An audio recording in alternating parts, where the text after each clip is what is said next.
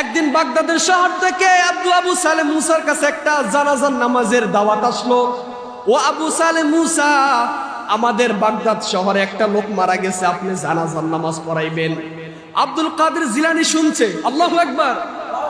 আব্দুল কাদের জিলানী শুইনা বলে, ও বাবা, আপনার সাথে আমি আজকে যাব, আমি দেখবো আপনি কিভাবে জানাজার নামাজ পড়ান। আল্লাহু আকবার, আল্লাহু আকবার। দেখেন ওলিদের কারামত সত্য, কারামাতুল আউলিয়াউ হক, তাদের কারামত হলো সত্য। আব্দুল কাদের জিলানী ডাক দিয়ে বলো, আবু মুসা বাবা, আমি আপনার সাথে বাগদাদ শহরে যাব, যাইয়া দেখবো আপনি কিভাবে নামাজ পড়ান, জানাজার নামাজ পড়ান। আবু সালেহ মুসা ডাক দিয়ে বলে, ও আব্দুল কাদের, তুমি এখনো ছোট, তুমি জানাজার নামাজ বুঝবা না, জানাজার নামাজ পড়তে পারবা না। এই কথা বলার পর আব্দুল কাদের জিলানী বলে, ও বাবা, আমি জানাজার নামাজ পড়তে যাইতাম না, আমি দেখবো আপনি পারেন কিনা। আল্লাহু আকবার। এখন তার মার কাছে বলল, হে আব্দুল কাদের জিলানীর মা উম্মে খায়ের ফাতেমা, তোমার সন্তান আমার সাথে জানাজার নামাজে যাইবে, তুমি অনুমতি দাও। উম্মুল খায়ের ফাতেমা বলল, আমার সন্তান যেহেতু বলেছে যাইবে, আমার সন্তানকে নিয়ে যান। এটা বইলা রেডি করিয়া বাগদাদ শহরে আব্দুল কাদের জিলানীকে নিয়ে গেলেন। যেই মাত্র আব্দুল কাদের জিলানীর সামনে লাশ আসলো, মরা মানুষ জিন্দা কইরা ফালাইলো। আল্লাহু আকবার। যে মানুষটা মারা গেছে তার দুইটা সন্তান ছিল, দুইটা সন্তান আইসা কান্না করতেছে।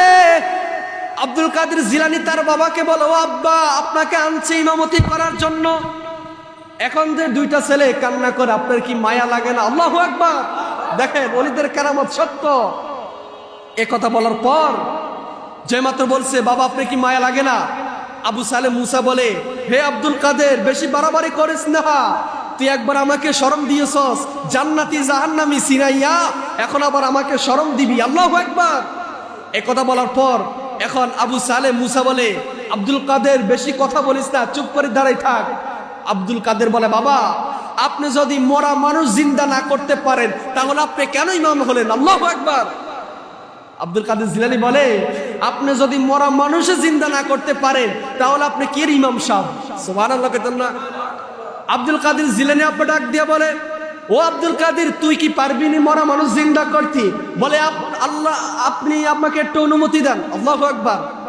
আব্দুল কাদের জিলানীকে যেই মাত্র অনুমতি দেওয়া হলো, আব্দুল কাদের জিলানী কাফর খুইলা কুম্বি ইজনিল্লাহ বলতে দেরি হয়, মরা মানুষ জিন্দা হইতে দেরি হয় না। কারণ কি? দলিল কোরআন শরীফ আল্লাহ বলে দিয়েছেন, আলা ইন্না আউলিয়া আল্লাহি লা খাউফুন আলাইহিম ওয়ালা হুম ইয়াহজানুন। যারা আমার বন্ধু, তাদের দুনিয়াতে কোনো চিন্তা নাই, আখিরাতে কোনো চিন্তা নাই। তাদের জন্য আল্লাযিনা আমানু ওয়া কানু ইয়াত্তাকুন লাহুমুল বুশরা ফিল হায়াতিদ দুনিয়া। তাদের জন্য দুনিয়াতে সুসংবাদ, আখিরাতে সুসংবাদ ঘোষণা কার? যে মাত্র আব্দুল কাদের জিলানী বলল কুম্বি ইজনিল্লাহ, কুম্বি ইজনিল্লাহ বলতে দেরি হয়, মরা মানুষ জিন্দা হইতে দেরি হয় না। এটা কি আব্দুল কাদের জিলানী জিন্দা করছে, না উসিলা দইরা আল্লাহ জিন্দা করাই দিছে? উসিলা কার? ওলিদের।